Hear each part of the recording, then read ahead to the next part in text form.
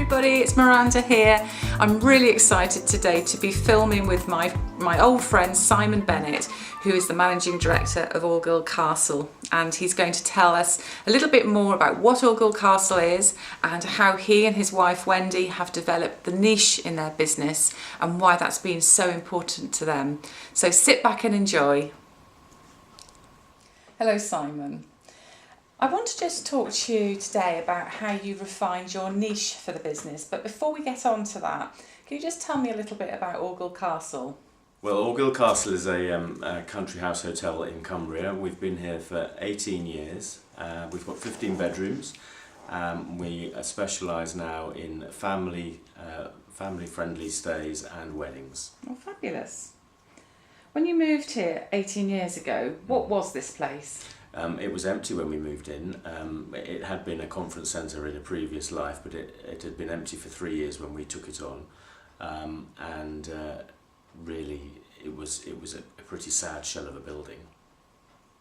After a frantic 9-month period renovating and decorating, you eventually opened your doors for bookings. And what had Augill transformed into at that point? Well, we turned it into a bed and breakfast. I mean, it was a family home. We were living here, and we were expecting our first child. But we managed to open with 3 bedrooms, 3 letting bedrooms. And the idea at that time was, well, we're going to live in a nice big house. We're going to bring up a family, and we're going to make a little bit of money doing bed and breakfast. As it turned out, the economics just didn't stack up, and we had to just make things bigger. To make it pay. So fast forward 18 years then, and if someone was to ask you now what Augill Castle offers, how do you reply? Well, for a long time we did try to hang on to the bed and breakfast label, but as the business grew and grew, and we bought more of the property, because when we started we bought just the main building, and then we added on all of the extra outbuildings and the stables, so that we brought the whole estate back together, and that's taken 18 years. And as we've done that, we've turned all of that into lettings accommodation, and so the costs have increased, and so we've had to make the business bigger and bringing in more money. So now we are a country house hotel. There's no two ways around it, although we still try very hard to not use the word hotel, because we are quite unconventional, I think. But we are a hotel in all senses of the word.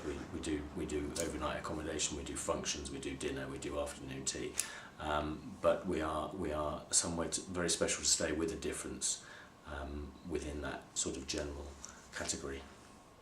And you mentioned we, so this isn't just you, is it? There's Wendy, your wife. Yes, there's Wendy, my wife, and we've got children. We've got Oliver and Emily. Oliver's 17 and Emily's 14, and they both work in the business now. And then we've got a very dedicated and loyal staff, some of whom have been here almost as long as we have. Anyone who visits this place can see that it isn't just another B&B or country house hotel. Somewhere along the way, you and Wendy made some really big strategic decisions, one of which was to develop a niche. Can you tell me what led to that decision? Well, we specialise in 2 things. We specialise in weddings and we specialise in families. We're very family friendly. We call ourselves the famously family friendly castle. Weddings came about because in 2001 we had the double hit of foot and mouth disease, which closed down the countryside, and hot on the heels of that we had 9/11, which basically shut down our North American market, and we were doing quite well with North American visitors up to that point, but they stopped coming. And then I think somewhere mixed into that as well, we had the whole BSE crisis. So for a long time Americans thought Britain was pretty toxic. And we realised that tourism alone was a fairly fickle industry, and that we needed to find some way of making more money on a more sustained basis.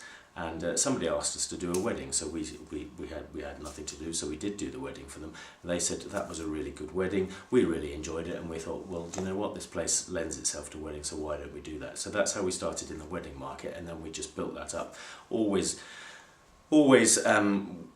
concentrating on our core values of being relaxed, being open and being a friendly place. So there was no false formality and hushed tones and people running around after you plumping up cushions or anything of that sort.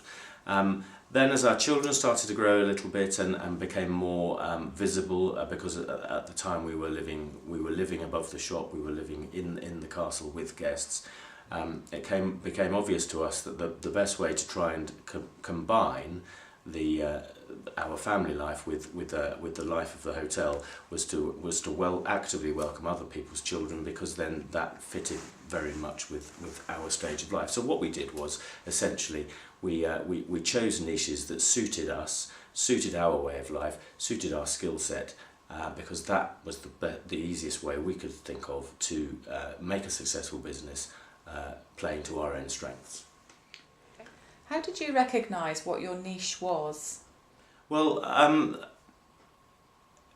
in a way it was accidental. I mean, in a way it was just doing something and realising that we were good at it, but also listening to our customers and saying, well, people had said, you've got a talent for weddings, why don't you do more of them? You're obviously running this place as a family home, and you're welcoming people into your family home. Your children are of a certain age, so why not welcome other people with children of a certain age? Because they will respond to you, they will respond to the fact that your needs are the same as theirs. And I do believe that in hospitality, the most successful businesses are people who deeply understand the needs of their customers.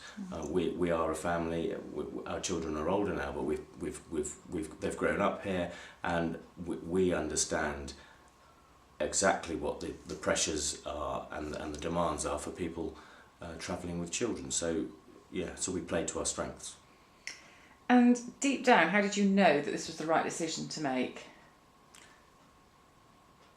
Do you know, I don't think we really knew until we tried it. I think there's always an element of flying by the seat of our pants in this business. And I think probably most small owner-operated businesses are the same. But we've tried lots of things in the past, and some of them don't work, and so we'll try them, see that they don't work, and abandon them. But if we try something and we see that it is working, then we carry on with it. And we tweak as well, we adapt, we're constantly adapting.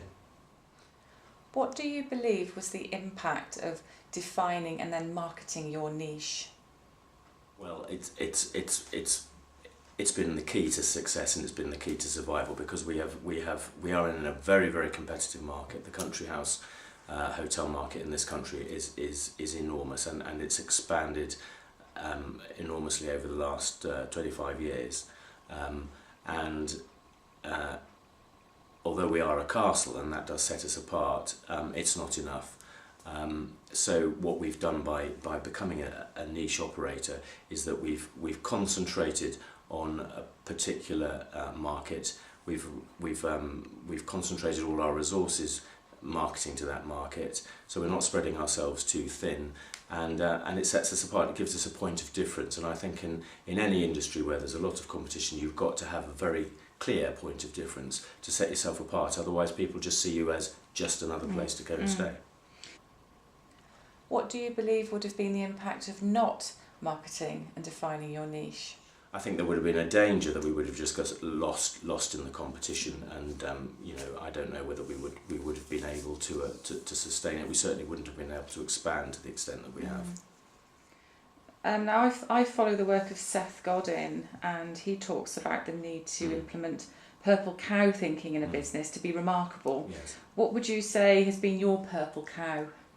Well, I think our purple cow is our attitude, because when we talk about family friendliness as a concept, we're not talking about facilities so much as the attitude with which we welcome people. And that's what people constantly tell us, is that they come in and they feel instantly relaxed, they feel instantly at home, they feel instantly cosseted or gathered up, or as if it's like going and staying with extended family rather than going to a hotel. And I think that is our purple cow, because it's a feeling that we've been told, and we've experienced ourselves, is very, very rarely what you feel when you walk into a hotel for the first time. I mean, you might get it if you've visited somewhere 3 or 4 times and you go back and you become familiar, but to walk into a place for the first time and get that feeling is something quite extraordinary. It's down to us, it's down to our staff, it's also down to our marketing and attracting the right sort of people, because it's a two-way thing. You need to be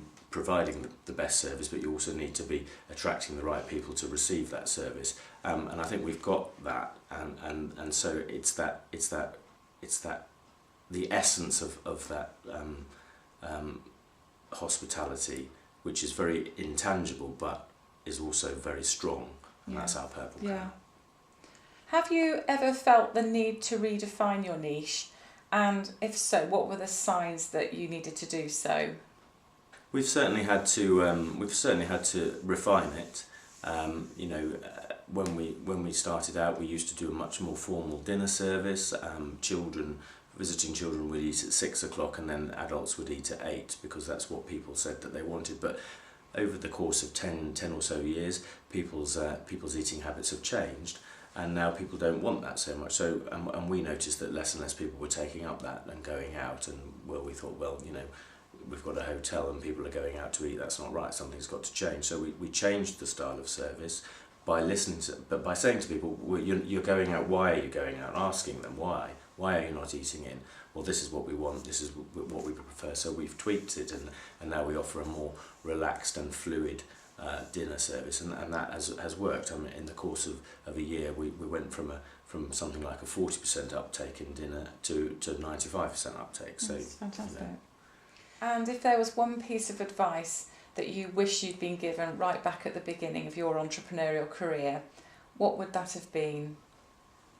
Well, it would have been not to overstretch yourself financially, and not to borrow more than you can afford, which unfortunately was very easy to do in the early 2000s. Everybody was throwing money everywhere at everybody, and we fell into that trap, and it does put us under a lot of pressure.